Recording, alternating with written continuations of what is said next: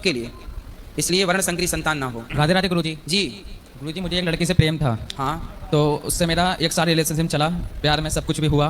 तो मैं 3-4 दिन हमारी बात नहीं हुई, तो मैं उसके घर पर उसे मांगने गया था। तो मैंने उसके घर वालों से तड़पा गिरा, उनके पैरों में गिरा, सब तरीके से मांगा था। पर उस मोड़ पर वो लड़की मुकर गई। तो वो लड़की जब मुकर गई तो अब मेरे पास कॉल आती है उसकी। तो मैं ये आपसे पूछना चाहता हूँ कि अब मैं उसे अपनाऊँ या नहीं, क्योंकि उसने एक बार मुझे धोखा दे दिया, दोबारा मैं ये गलती करूँ या नहीं। तो धोखेबाज लोगों के संग नहीं रहना चाहिए। आप शादी कर लो ना बेटा, शादी करके पत्नी के साथ रहो। किसी लड़की के साथ रहना, शादी के पहले लिव इन में उसके साथ संबंध बनाना, ये तो एक प्रकार का बलात्कार हुआ ना बेटा। गुरु प्रेमानंद महाराज जी, एक बलात्कार होता है जबरदस्ती, और एक बलात्कार ये होता है कि माइंड वॉश कर दिया जाए, राजी मर्जी से बलात्कार हो। शादी कर लो, पत्नी के साथ रहो।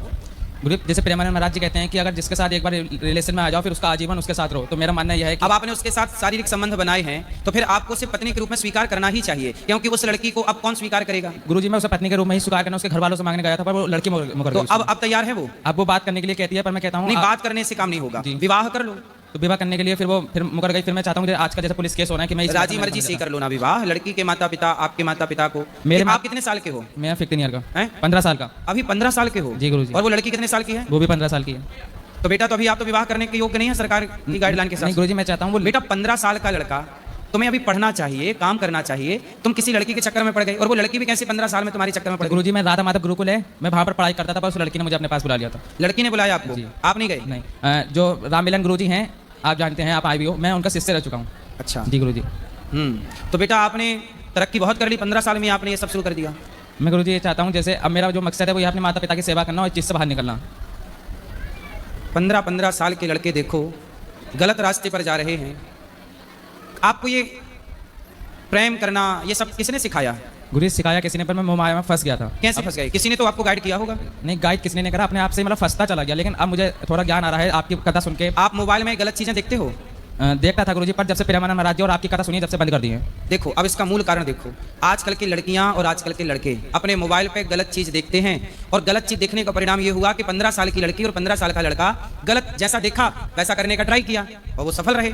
सरकार को चाहिए कि अश्लील वीडियो, गलत जितने भी वीडियो हैं, गलत जितना भी सिस्टम है मोबाइलों में, इंटरनेट में, भारत देश से सबको डिलीट करना चाहिए। सरकारों का काम है, वरना नस्लें बिगड़ जाएंगी, याद रखिएगा। और उसका प्रमाण ये बच्चा 15 साल का। अब देखो इसे सत्संग मिला तो ये सबसे हट गया, और कुसंग मिला तो उनमें चला गया। अब इसकी क्या गलती है? गलती ये है कि इसे गलत जानकारी मिल गई।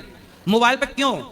आप भी, आपका लड़का मोबाइल चलाता है, आपकी लड़की, और लड़की मोबाइल में इस उम्र में वो गलत चीज ही सर्च ज्यादा करते हैं। जब से गुरुजी प्रेमानंद महाराज जी और आपकी कथा सुनता हूं, जब से इस चीज का मन ही नहीं करता, भक्ति में ही मन लगा। देखो सत्संग का ये प्रभाव है कि कुसंग से हटा देगा, पर सत्संग मिला नहीं, मोबाइल सबके पास है, कुसंग सर्च कर लेते हैं और वो कुसंग में जाकर के अपने आप को गलत कर लेते हैं। बेटा अब गलती ना करना। गुरुजी मैं अब अपना देखो, आप तो 16 साल के हो, 15 साल के। जी गुरुजी। अभी तो आपके विवाह की उम्र ही नहीं है। जी गुरुजी। ठीक है, इसलिए अब ये सबसे चक्कर से मन हटाओ, उस लड़की से मन हटाओ और मन लगा के पढ़ाई करो, अपने लक्ष्य की प्राप्ति करो, भगवान का स्मरण करते हुए आप पढ़ाई करो, बड़े इंजीनियर बनो, बड़े डॉक्टर बनो, इस देश की सेवा करो, कुछ बड़ा करो बेटा।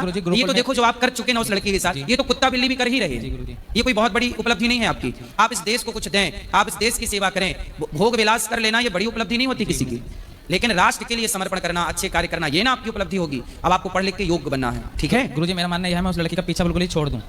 अब छोड़ दो, अभी भी मन है उसके पीछे? नहीं गुरुजी, मेरा मन नहीं है, पर वो मुझे कॉल मैसेज करती है। उसका ब्लॉक कर दो ना नंबर। नए नंबर से करती है गुरुजी। तो उसके पिता को बताओ कि तुम्हारी लड़की का ब्याह कराओ जल्दी। जी गुरुजी। उसी की ना उबाल मार रही है गर्मी। जी गुरुजी। फिर तो आपसे बोले विवाह कराओ जल्दी अपनी छोरी का, तुम ना चक्कर में पड़ना, वरना जिंदगी तुम्हारी बर्बाद होनी है। जी गुरुजी, क्योंकि आजकल तो वैसे भी सरकार ज्यादातर लड़कियों की ही मानती है, इसलिए मैं सबसे पीछा छोड़ कर अपने माता पिता की सेवा करता हूँ अब, और अपना सत्संग सुनता हूँ। तो आपने उस लड़की को पहले बुलाया कि उसने आपको, मतलब गलत आपने शुरू किया कि उसने शुरू किया? गुरुजी उसने मुझसे बोला था बात करने के लिए। ठीक है, देख लो समाज में लड़के तो यूं ही बदनाम है। चलो राधे राधे गुरुजी। उसी लड़की से विवाह करना जरूरी है? जी गुरुजी। अच्छा, तो आप उस लड़की से प्रेम करते हैं? जी गुरुजी। तो वो आपकी बिरादरी की नहीं है? नहीं। आपकी बिरादरी क्या है? हमारी, मैं राजपूत हूँ। और वो पासवान। देखो ऐसा है कि विवाह दोनों की राजी मर्जी से होना चाहिए, माता पिता लड़की के भी, माता पिता लड़के के भी, मतलब आपके और उस लड़की के, दोनों के माता पिता की राजी मर्जी होनी चाहिए। आप दोनों की राजी मर्जी हो, और धर्म के, देखो मनमाना करना है कि धर्म से चलना है? धर्म से चलेंगे। तो धर्म कहता है कि विवाह, कहते हैं ना पानी पियो छान के और विवाह करो जान के। व्यवस्था यह है कि ब्राह्मण का विवाह ब्राह्मण में ही हो, क्षत्रिय का विवाह क्षत्रिय में ही हो, वैश्य का विवाह वैश्य में ही, शूद्र का विवाह शूद्र में ही, मुसलमानों का विवाह मुसलमानों में ही, ईसाई का विवाह ईसाई में ही हो। व्यवस्था तो ये है। लेकिन यदि व्यवस्था बिगाड़नी है धर्म की मर्यादा का उल्लंघन करना है, तो फिर मनमाना आचरण लोग कर ही रहे हैं। आप कह सकते हैं कि उन्होंने भी तो किया, उन्होंने भी तो किया। करने वाले लाखों हैं, पर लाखों लोग गलती करेंगे तो क्या हम भी करें? क्योंकि लाखों ने की है। लाखों ने गलती की तो वो गलती सही तो ना हो जाएगी।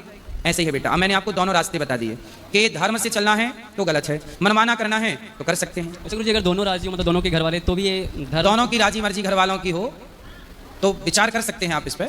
लेकिन जो सनातन संस्कृति है वो कहती है कि इस तरह से व्यवस्था हो। देखो विवाह क्यों करते हैं?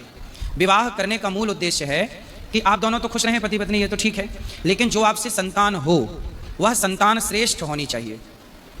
कहते हैं, गीता में लिखा है, ये बात भगवत गीता की है, कि जैसे आपने किसी और लड़की से विवाह कर लिया तो जो आपकी संतान होगी वह वर्ण संकरी कहलाएगी, और वर्ण संकरी संतान से पितर पानी नहीं लेते। तो आने वाली पीढ़ी नस्ल ना खराब हो, आने वाली पीढ़ी वर्ण संकरी ना हो, इसलिए ये व्यवस्थाएं बनाई गई हैं। ठीक है, क्योंकि समाज में वर्ण संकरी लोग बहुत घातक होते हैं सबके लिए, इसलिए वर्ण संकरी संतान ना हो। राधे राधे गुरुजी।